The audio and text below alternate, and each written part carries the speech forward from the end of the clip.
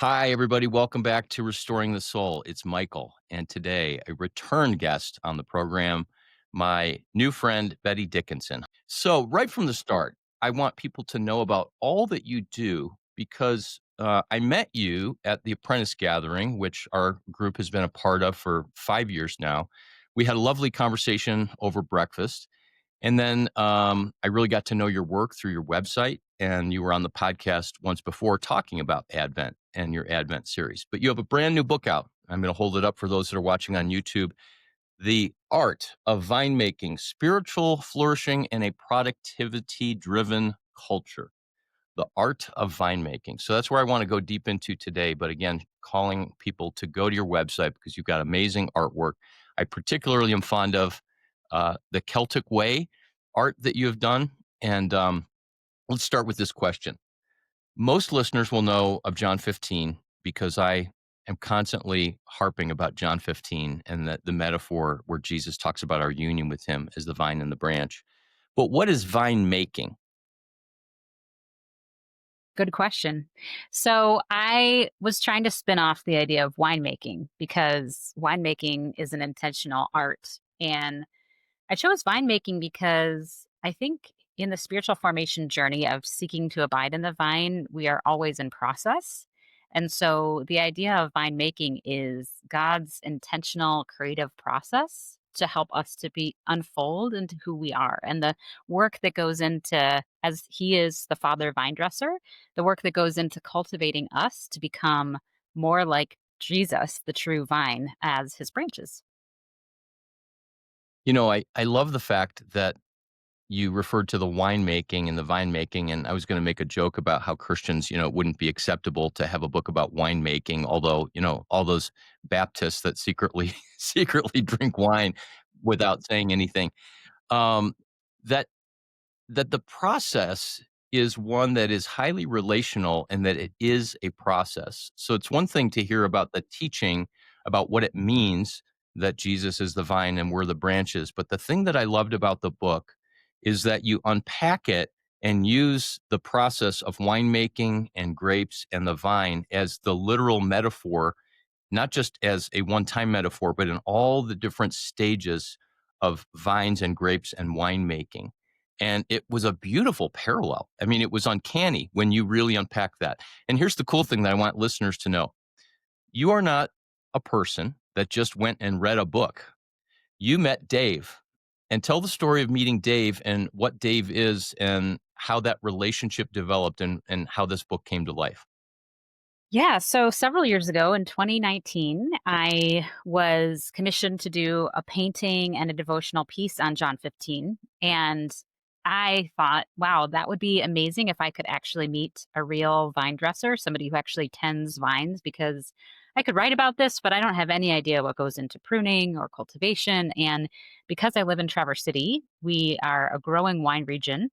And I was able to connect with this vine dresser named Dave Boss, who he had tended vines in Napa Valley, California, and moved here and was really seeking to influence the wine industry to become more organic.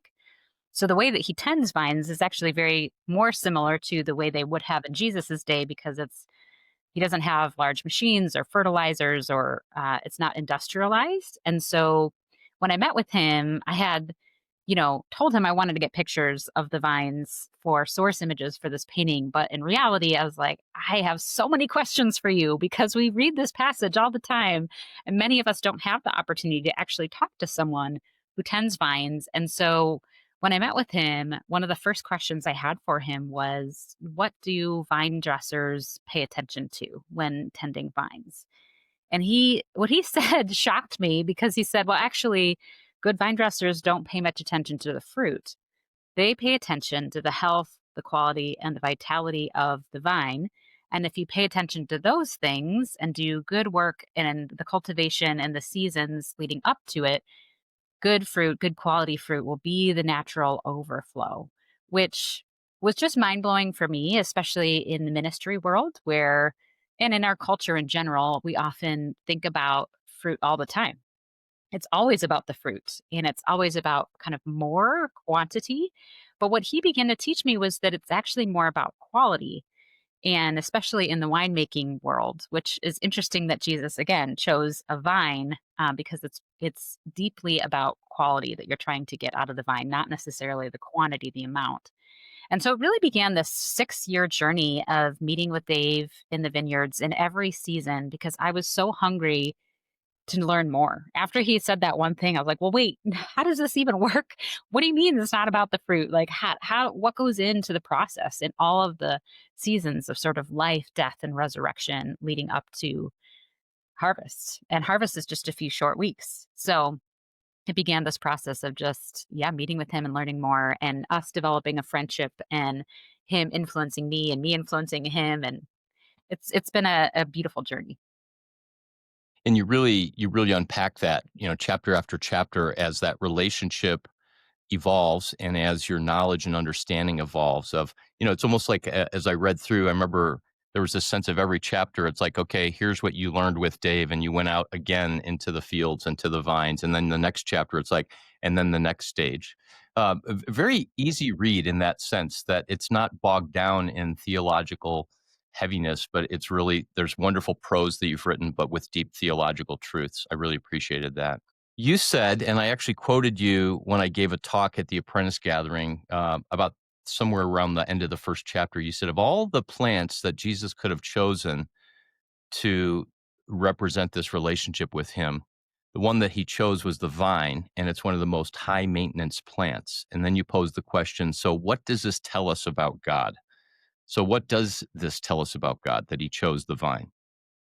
I just really think it's because God is relational and he wants to be close to us and he's an active role in our formation. He wants to connect. He wants to see us. He wants to tend us, not just once in one pass of a season, but continually and continually coming back. And one of the fascinating things I've learned about Dave and his approach to farming and organic farming is the key process of observation, the role that the vine dresser plays in actually getting into the vineyards to see, to behold, to see what the vine is doing and what it needs. And it's this sort of sense of contemplation. It's like a loving contemplation of the vine and an attentive responsiveness to its needs, which I just think is such a beautiful picture to how God sees us, that he wants to get close to lovingly behold and contemplate us and to tend to our wounds, to tend to our needs, and to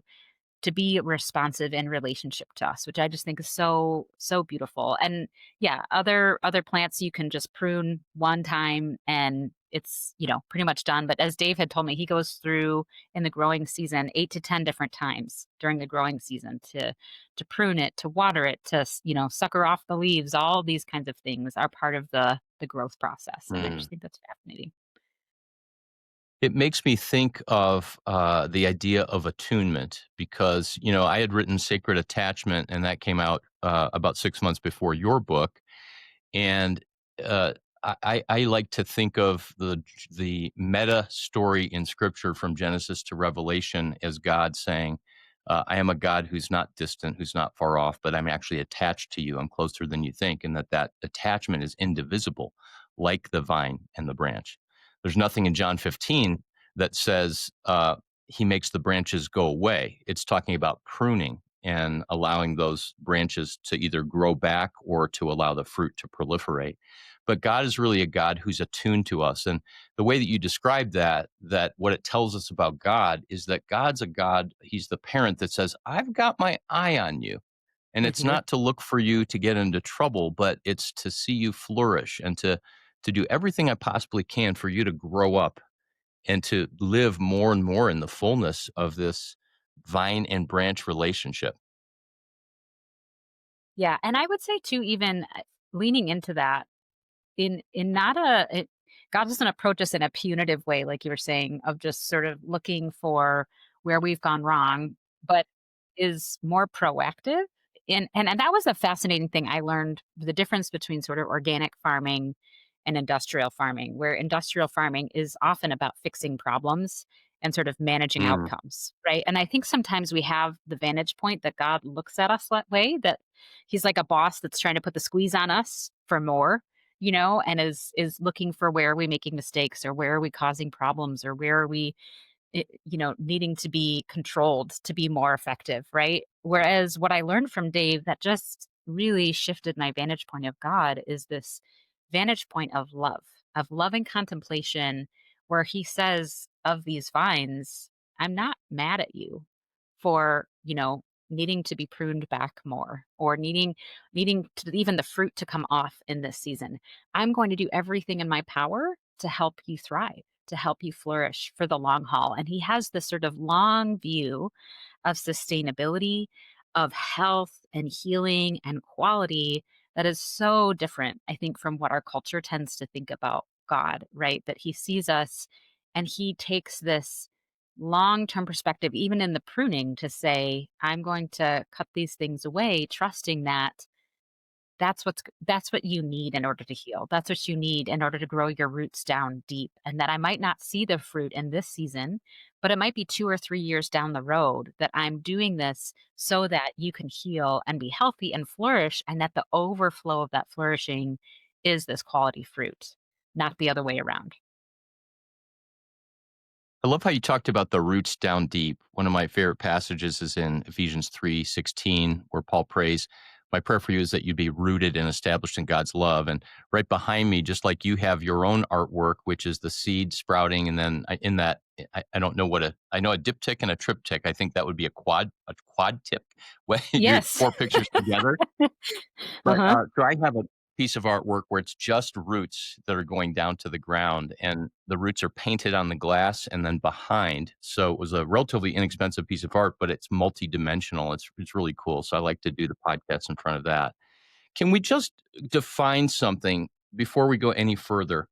And this is also, I used your quote as a jumping off point to propose the idea that when we think of spiritual fruit, the first thing we think of is leading people to Jesus or serving the poor or doing something and somehow producing, which I want to unpack later.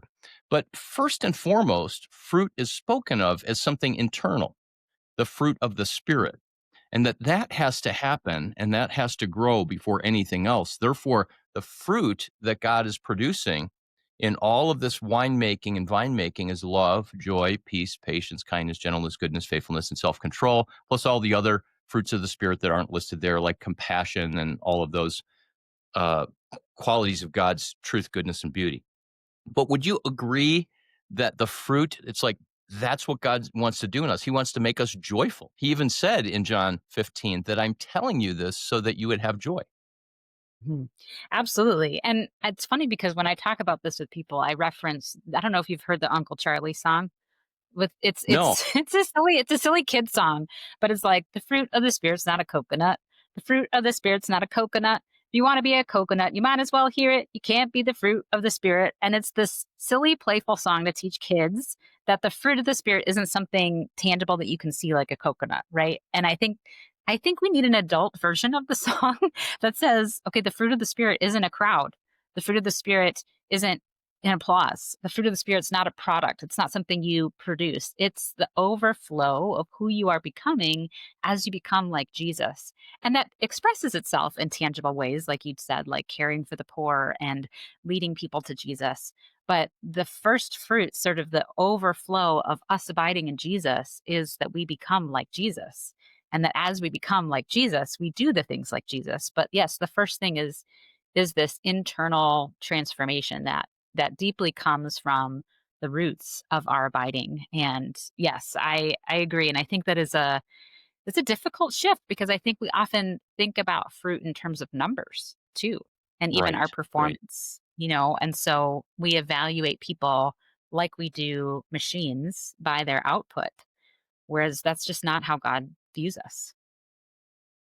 So that's a great segue into where I want to spend a chunk of time. And you set up this paradigm of contrast between the productivity driven approach and the flourishing approach.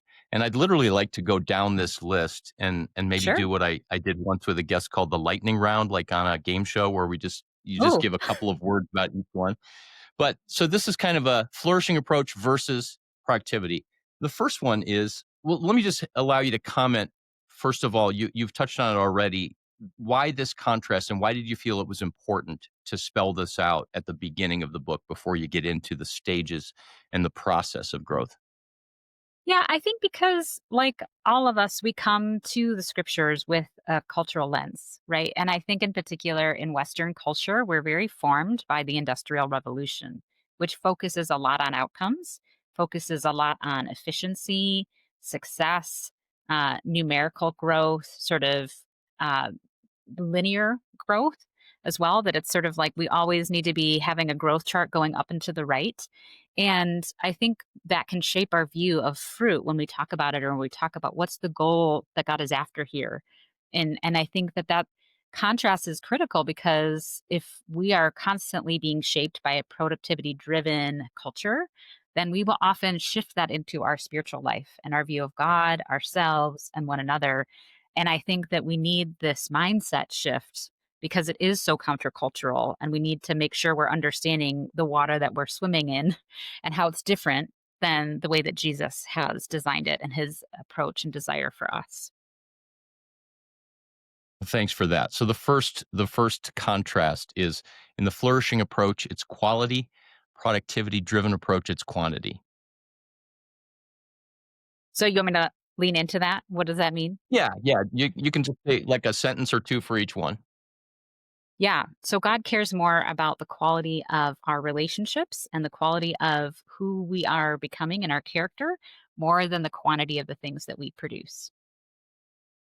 Okay. And flourishing approach is quality or process, and the process productivity driven approach is product. So process versus product. Yes. So God cares more about the long term transformational journey that we're on with Him in the process of that, just like an artist in their craft is cares deeply about the creative process and how that evolves, more than the outcome of what is produced, or sort of the overflowing thing that's accomplished at the end. This next one gave me pause and really made me ponder. In the flourishing approach, it's relational responsiveness, and in the productivity approach, it's system efficiency. Yes. So to unpack that a little bit with the vineyard, when I saw Dave, for example, and he was, rather than setting up a system that was the same for all of the vines and assuming the most efficient thing is just to water them all the same, to tend them all the same, to harvest at the same time every year, to prune at the same time every year on the calendar, that would be a lot more efficient as a system. His approach is much more relational, and seeing, okay, he's paying attention to even the moon cycles and the sun and what season the vine is in, to respond to not only the surrounding relationships between the vine and its surrounding context and climate, but also even one vine right next to another one. It might be needed to be tended differently. So it's responding relationally to the attunement to each of the vine's needs.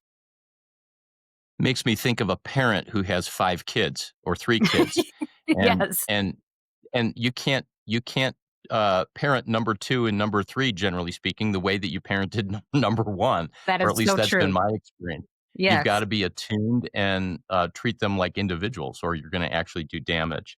So, next one, the flourishing approach is interdependence, and the productivity approach is independence.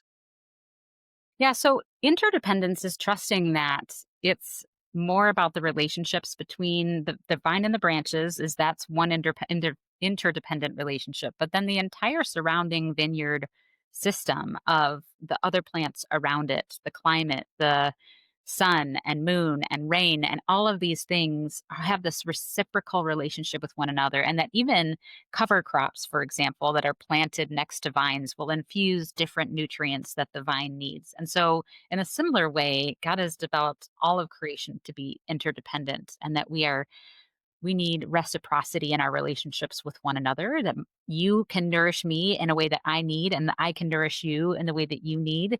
And it's very connected. Whereas independence in the vineyard would be saying this vine can just grow on its own. It doesn't need any other crops around it. It doesn't need any other, tending of the vine dresser. It can do its own thing. And we've seen from vines that if you just leave them to grow on their own, they grow wild and they don't bear good fruit.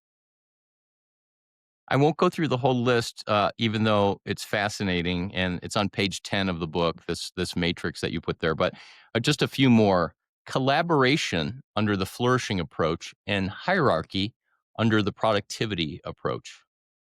Yeah, so collaboration, if you think about even how the vines produce fruit, with all fruiting trees and vines, there's flowering, which is sort of cross pollination between the different parts of the branches. So that's self pollinating within itself, but it collaborates within the vine in that way. Versus hierarchy would say, you know, even in a vine dresser's approach, like it's a top down model where I'm going to kind of force my will onto the vine of what I want it to do. Whereas collaboration, the vine dresser actually looks at the vine and sees, oh, this is what it needs, and I'm going to respond to it. And it offers me fruit, and I offer it tending. And it's this, again, reciprocal connected relationship. And then the last one I'll do is flourishing approach, rest as essential to sustainability, and in the productivity driven approach, rest as an obstacle to progress. That sounds really, really important. Yeah. So I think, especially in our culture, we see rest as sort of this, again, it's an obstacle, right? It's this thing that we want to avoid because it means that we're not getting work done, that we're not being efficient. And yet, if you look at vines, if they don't have a time of dormancy, they actually can't produce fruit in the next growing year. And in fact, if you think about vines that are wine that's frost, like created from frost, that that vine, if the fruit is allowed to hang after the harvest, it won't produce fruit the next year. So the sense that our life is a cyclical spiral and a cyclical rhythm where rest needs to be an essential part of that process for us to actually produce fruit for the long haul is sort of the thought there. So obviously, all of these contrasts that are there in vine making and winemaking with grapes are invitations in the spiritual life and following Jesus to live that way. And my one thought is there's something really attractive about that. And then there's another part of me that goes, wow, that's really radical to do that because it requires, and you write about this in one chapter, it requires surrender to what I believe life should be about and toward that part of me that says, no, I've got to produce something. I've got to get results. I need to make my life count for something. Yeah. Well, and I think a lot of this, came came to a head in my sabbatical, and I write about this in the book. But just what was fascinating about the timing of meeting Dave was it was right before I took a sabbatical, which was this, and it was right during the pandemic, which was a very interesting timing when the world had sort of this forced sabbatical to recognize how much I had been in sort of this forced rest, how much I had actually put my identity and attachment to my work as a sign of my own identity, as a sign of my worth, and that not only did I need to rest, but I needed to detach from the work as a part of who I thought that I needed to be or who I was. And so I think that this it's a painful invitation, right? Because like you said, it's hard to surrender that. It's hard to surrender that I could be, who am I? Who am I without the things that I do, without my work? And what does it mean to abide in the vine, and just like the vines in dormancy where all of the fruit and all of the leaves are sort of stripped away and all that you can see are this barren branches clinging to this vine, and you see the essence of the vine as it is, and that you see that these branches connected to the vine, that is the truest thing about them. And that for us, Mm. when we get everything else is stripped away, when all the performance, when all the producing, when all the activity is stripped away, who are we apart from all of that? And we have to recultivate that intimacy and belovedness and belonging in God to remember, oh, that's actually the essence. That is the essence of who I am. That a branch still remains a part of the vine, whether or not it's bearing fruit. It's still a part of the vine. And that's the truest thing about it. In those seasons of dormancy, is that for an entire season or year, like in farming, where they leave a field fallow and allow it to regenerate? So sometimes I think so dormancy is every year. It's a seasonal rhythm. So what's fascinating about it is it's basically, here in Michigan, it's November to late April, early May. So that's like half the year where the vine is in dormancy. But there's some vines that, at the end of the dormant season when Dave goes to prune the vines, he will assess its level of health. And so vines that, for example, have grown their branches all the way up to the top of the trellis will get pruned back less. Whereas vines that didn't grow up to the top of the trellis, he will take all of the fruit and he'll prune it all the way back. And even when it tries to produce fruit that year, he'll take the fruit off so that it can heal and focus on its roots, which I find Wow. just fascinating because Yeah. that's a season of saying, even though everything around this vine is going to grow and produce fruit, the vines next to it will. This vine in particular may have gone through things like winter damage or tractor blight, where it needs another growing season of just focusing on growing in its roots, as nothing else external is happening other than just growing its roots. And I just think, whoa, for those of us who've experienced trauma, or who have gone through a very difficult season of loss, or who have gone through just or maybe feel like they're stuck in that season, where it seems like everybody around me is growing and producing fruit and like it should be growing season. Why am I not producing fruit? Maybe it's a sign that God is removing some of the pressure to produce something external for a time so that you can focus on healing and growing your Mm. roots in your relationship with Him and growing in your inner life so that in the long term you could sustain healthy growth. I love that. And through all of your book, not surprising at all, because I know you a little bit, that there's this very, very compassionate lens over all of this. So just like we started out, it's not punishment. It's not that you screwed up. It's not that you're not somehow doing enough for me, God God would say, but it's actually a gift to take the pressure off. It's a gift so that you don't have to produce something that's not actually organic and growing. It's more like opening God wants the faucet to open and the water to flow versus standing there at the well, pumping the well, trying to get something to come out. That's right. And so I've Yes. just never really thought of that before, that it's about taking the pressure off.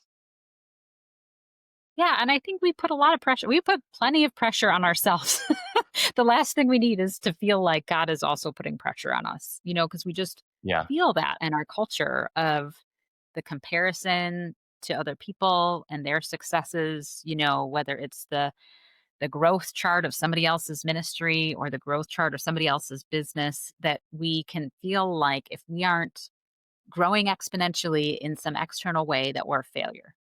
And Yeah. that's just not at all the way that God sees us. Not only is the fruit measurement very different than sort of this external metric of success, but it's also an invitation into this cyclical rhythm of abiding that is withdrawing and allowing and actually seeing that seasons of letting go of the fruit and letting ourselves lay fallow, of letting ourselves descend into dormancy, into the roots of the inner life is essential. And that actually, if we don't do those things, as John O'Donohue writes, he says, if we don't attend to the inner life, we lose the habit of soul. And our whole lives can become this external performance that's void of any kind of internal soul that fuels everything else. And that we lose touch with our truest selves, our truest voice, and God's voice within us that we desperately need to recover and hear in times of silence and solitude and dormancy. Mm. It's interesting, the dormancy in the way that you described that, and especially the taking the pressure off, which is a gift and it's compassion, reminds me of the gospel reading yesterday in the Anglican lectionary. And that was the story of John, where the angel comes to John and he says, I'm sorry, not John, who was Elizabeth's husband? Uh, Zechariah? the Yeah, Zechariah, sorry. John was their son. So Yes. in the reading, the angel comes to Zechariah and he says, "How is this gonna happen? How is this gonna be?" And then it says that because he questioned, God made him mute. And the speaker, my priest, said that what if God made him silent, not as a punishment, the way that the text seems to say it, but what if the silence was a gift? Because at his age, with all of the ways that he had lived his life and with all of the dashed hopes, that only in silence and contemplation for the next 9 months could he actually take in all of what God was doing. And there was this sense of incredulity, but silence was the necessary way for him to be able to process it. And there again, I think one of the things I always try to encourage our listeners is to expect and to look for God's first response is compassion and mercy and kindness. And it might feel as if it's a quote season of dormancy where we're being punished or we're somehow inadequately loving God or pursuing him or being faithful, but that all of the things that come toward us and that we experience are gifts. And it certainly doesn't feel that way, especially for those of us, as you alluded to, that have been through really, really hard seasons of trauma. But there's just that lens of no, God's first movement and response is always one that's for us, that's attuned to us, that has his eye on us, just as we started out, that the whole story of the vine and the branch really tells us what God is like. Yeah. Well, and then with that invitation into silence and sort of the removing of the pressure, like you said, there's something about, I look outside right now and here in Traverse City, everything is blanketed in snow. And there's something beautiful about the silent stillness of that there aren't birds making noise. It's a very silent landscape. And what I love, Henry Nouwen says that the word is the instrument of the temporal world, the present world, but silence is the instrument of the eternal world. And that in order for a word to bear fruit, it must be spoken from the silent world of the eternal world within into this present world. And if we don't take those times to withdraw, if we don't receive that dormancy, like you said, as a gift from God to relieve the pressure that we don't have to produce or perform right now, all we have to do is attend to God's presence with us, to his healing, to his voice, to listening. Those are the places where God does his most transformative work. Even as St. John of the Cross says, even in the most dark night of the soul, that is the most refining and transformative season where we participate with Jesus in his suffering of the cross. And that whole, as I kind of illustrate in the book, this cyclical rhythm mirrors the life, death, and resurrection of Jesus. And that in seasons of sort of post harvest dormancy and pruning, it's abiding with Christ in his death, allowing ourselves to sit with Jesus in the tomb of loss, in the tomb of waiting and silence, allowing him to meet with us there, to heal us there, to speak his eternal words to us there in silence, that we become transformed so that when the growing season happens and harvest happens, the overflow that comes out of us comes from God's presence within us, and the transformation that is deeply eternal and from these deep wells can make their way out. Otherwise, the fruit is really cheap wine, right? It's just real cheap fruit that we're Mhm. just constantly doing. Doesn't really come from a deep well, but it comes from the stress of feeling like we have to have something to show for ourselves. Mhm. It makes me think, Betty, that the productivity driven approach in some ways doesn't really require faith. And I don't mean faith as believing that God exists, but faith that if I do nothing except to be present to the vine, be present to love, to sit in the tomb with Jesus while nothing is happening and everything sits dead, that God is still active, that God is still bringing forth life, that over the Good Friday, Holy Saturday, and then Easter, that in those in between days, that something is happening and God is not absent in the midst of what feels like Him forsaking us. But that it requires faith to be in the flourishing stage because it's not about what we do. It's not about us. It's not about our initiative or even strength. It's about the trusting. And so that vine branch relationship is really one of trust. If the to anthropomorphize the branches, if you will, that the branches really have to trust the vine that they're going to get everything they need.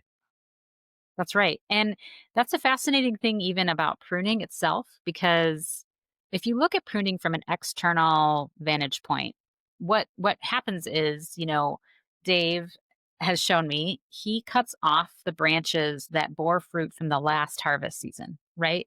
So these are past year's harvest that these branches have produced.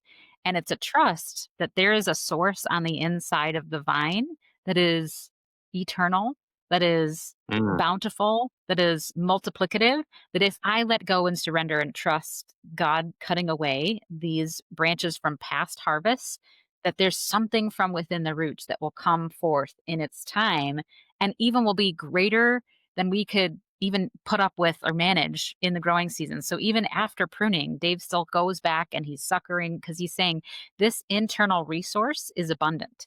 And can we trust, like you said, have the faith that if we let go of what we can see, that God has this abundant resource, this abundant well within that's going to spring forth new life in its time and in its season. And I think the more I've gone through this cycle, so I even set up my yearly calendar rhythms around kind of the journey of the vine. So I've just finished an intense harvest season from launching the book and speaking and doing things like leading retreats. And so now, as I'm kind of leaning into winter, just like the vines are, I'm slowing down, clearing my calendar, trying to enter into that rest with God.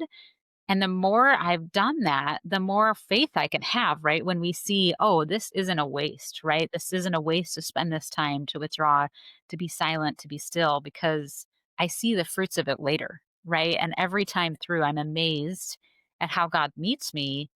And even, the sabbatical I took in 2020, that was so difficult to withdraw and to, again, trust that God was going to still use me even after I, cleared, wasn't answering emails, wasn't speaking, wasn't producing anything, but trust that whatever God was speaking to me in that time would one day yield fruit. Well, 6 years later, the overflow of that, right, is this work yeah, that God has, yeah. created. And I think the more we can participate in that rhythm and we see the fruits of it later, I think the easier it gets to surrender and to trust, like you said, and to have the faith that God will meet us in those times.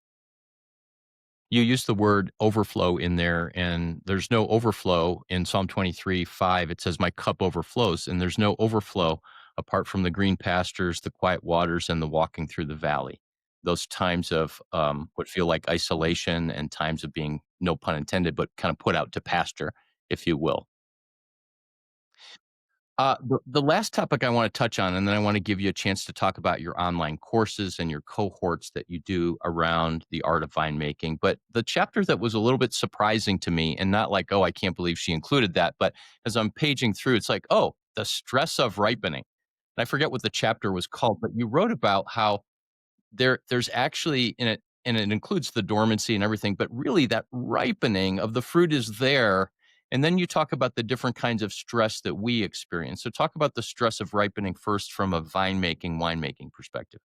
Yes. So the word for ripening is verasion, which is what the chapter is called. And Yeah, as that's from right. what I understand of Dave, my vine dresser friend, is there's this it's the most astringent point in the vine because the vine is trying to grow, but it's also trying to ripen at that point. And it's stressful because there's, limited energy that the vine can channel from the leaves. And it's trying to channel all of that energy into ripening grapes. And so, actually, even the more stressed, the winemakers say that a struggling vine yields the best wine, which is just crazy Mm, to me that there's this stress that wow. happens. And it's this movement from growing for itself to the growing and ripening fruit to give it away, right? So it's this transition point, even for our spiritual lives, between I'm spending all this time investing in the growth for myself or my community to how is God inviting me to then yield myself for the sake of others, those that are on the margins or those that are sort of needing God's welcome, needing his love. And it's the stress of becoming more like Jesus in the way that he has expressed himself to the world, which looks like suffering, co-suffering with other people, right? It looks like leaning into empathy in places that people are in pain. It looks like giving up some time in our schedule to make space for somebody who's in need. Those are all stressful points. But I think sometimes when we think of stress, we think of it like overproduction stress, like my calendar is so full because I've got so many things going on, or I have so many tasks that I need to accomplish. But true, like good stress in ripening, even from a psychological standpoint, if you think about eustress, putting stress under your body for marathon training, right? That is good stress because it grows you and forms your body, right? As well as all different kinds of stress of the heart, and like I said, caring for other people.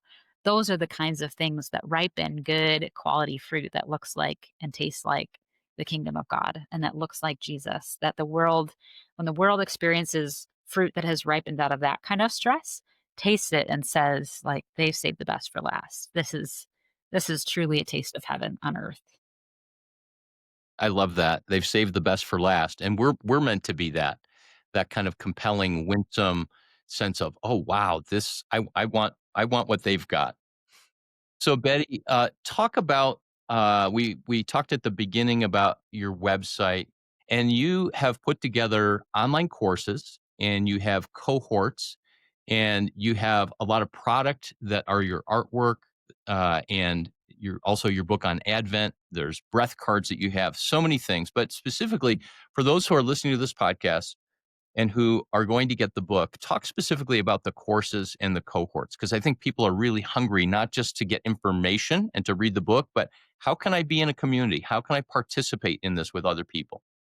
Well, I love that you asked that because I think, I know you know this, but I want to encourage listeners that true formation happens out of the right side of the brain. And I know Michael's talked about this before, right? Which is the character formation, all of the ways that we are transformed in the spiritual life mostly happen from these relational attachments. They happen from our imagination, our embodied experiences and encounters. And you can get that to an extent with a book, but far more so can you do that in community. And an easier way than bettydickinson.com is if you just go to the artofvinemaking.com. That's all there too. But basically, my desire was to create these experiences and to lead people on a journey to really have these embodied encounters that the book talks about. So, the biggest sort of experience I offer is called an art of winemaking journey, which starts with a retreat. We just had one here in Traverse City in October where we actually got into the vineyards and we had these conversations where people got to meet Dave, the vine dresser, and have their minds blown in the same ways that my mind was blown every time I talked to Dave about what that means for the spiritual life and how he looks at the vine. And boy, the people that commented on that said, I just had all these beautiful embodied encounters with God through time in the vineyard, through time, talking with Dave and seeing a different approach to vine making or from tending vines than what I had thought God was like. So it starts a retreat, you're, connecting in a small group, and then we will meet quarterly throughout the year to go through the 4 online courses. And there's one course for each part of the book. And so we just went through our first intensive in November, going through the story of the vine, which all the course materials aren't so much lectures as they are embodied spiritual practices. So we have audio guided walks and Visio Divina meditations or imaginative prayer. And then there's reflection exercises and all kinds of things to help get in the right side of the brain to make these ideas and concepts tangible and applied in your life. And so you can do the journey, which is starts with the retreat. We have another one coming up in Sonoma in May. We're going to do one in Mm, Colorado in 2027. So I'll have to connect with you about wow. that. Yeah. And then the courses, and then you can do them kind of on your own. But the best way to do it would be kind of in connection with a cohort. And we can do customized ones if you want to have your small group go through it too. So That sounds absolutely amazing, to be able to meet with you, but also then to be able to go to the vineyard and to hear all of that. I think there's people that are just really hungry for that. yeah, well, we don't have very many experiences like that, right? We are so disconnected from the land. So it's a beautiful invitation and I love taking people there. Yeah, and thank you for the call out, about right brain, left brain. We talk about here, and this is not original with me, but we change from bottom to top and right to left, and how the world works, and this is the productivity driven approach, is from top to bottom. I'm going to use my cortex and my ability to kind of apprehend the world and make things happen, and then we operate out of our left brain. but it's the right brain that allows us to experience the bigger picture, to receive, to attach. It's not just about logic versus emotion or logic versus creativity. So I'm so excited for that. And with your Advent series, I have both the breath exercises, which are incorporated into the book, but then the book has the embodiment aspects. And it's really unique because I'm in a season for 2026 of really working on embodiment and connecting my mind and the faith that I've lived for so long to be much more grounded in my body. And so your book is really helpful toward that end. And I just really appreciate your artistic, right brained approach. It's so good talking with you. As we head into Advent, I wish you a blessed Advent and a Merry Christmas as that comes up. And Betty, just thank you for everything that you do, and especially thank you for the art of winemaking. Thank you, Michael. Thanks for having me on.